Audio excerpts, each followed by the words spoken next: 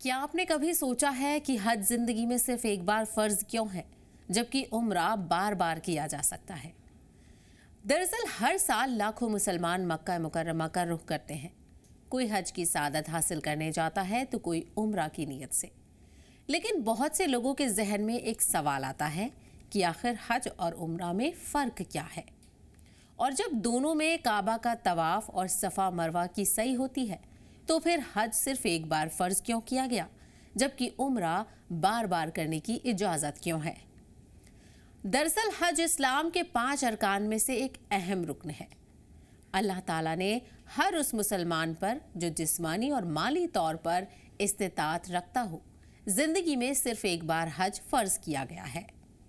कुरान मजीद में अल्लाह ताला फरमाता है, और लोगों पर अल्लाह का हक है कि जो वहां तक पहुंचने की ताकत रखता हो वो इस घर का हज करे। सूरा आले इमरान में इसका जिक्र है। यही वजह है कि अगर किसी शख्स ने अपनी जिंदगी में एक बार सही तरीके से फर्ज हज अदा कर लिया तो उसकी फर्ज जिम्मेदारी पूरी हो जाती है। इसके बाद अगर वो दोबारा हज करता है तो वो नफिल हज कहलाता है, यानी उसका सवाब तो मिलेगा लेकिन वो फर्ज नहीं रहेगा। अब बात करते हैं उम्रा की।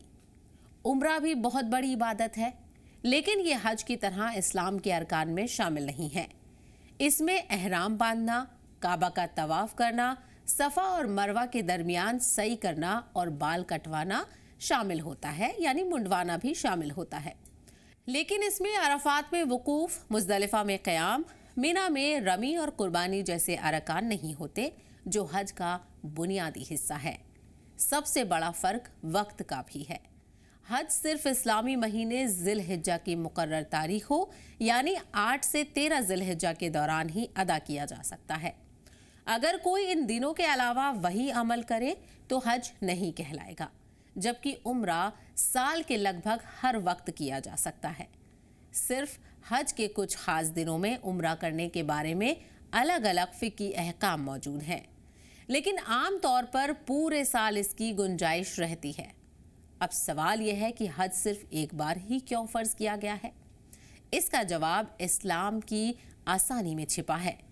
हज एक ऐसी इबादत है जिसमें लंबा सफ़र, खर्च, भीड़, जिस्मानी मेहनत और कई दिनों तक लगातार इबादत शामिल होती है। अगर इसे बार बार फ़र्ज कर दिया जाता तो दुनिया के करोड़ों मुसलमानों के लिए ये बहुत मुश्किल हो जाता। इसीलिए अल्लाह ताला ने अपनी रहमत से इसे सिर्फ एक बार फ़र्ज रखा। लेकिन जिसने एक बार हज कर लिया और दोबारा जाना चाहे, उसके लिए दरवाज़ा खुला रखा गया ताकि वो ज़्यादा से ज़्यादा सवाब हासिल कर सके। और दूसरी तरफ उम्रा को बार बार करने की इजाज़त इसलिए दी गई कि बंदा बार बार अल्लाह के घर की हाज़िरी दे, अपने गुनाहों की माफ़ी मांगे और अपने ईमान को ताज़ा कर सके। हज़रत अबू हुरैरा रज़ी अल्लाह अन्हु से रिवायत है कि रसूल अल्लाह सल्लल्लाहु अलैहि वसल्लम ने फरमाया, एक उम्रा से दूसरे उम्रा तक के दरमियान होने वाले गुनाहों का कफ़ारा हो जाता है और मकबूल हज का बदला जन्नत के सिवा कुछ नहीं। सही अल बुखारी और सही मुस्लिम हदीस से ये साबित है। यानी उम्रा सिर्फ एक सफ़र नहीं, बल्कि तौबा, इस्लाह और अल्लाह से अपने रिश्ते को मजबूत करने का ज़रिया है। आखिर में याद रखिए, हज और उम्रा दोनों ही अल्लाह की अजीम नेमतें हैं।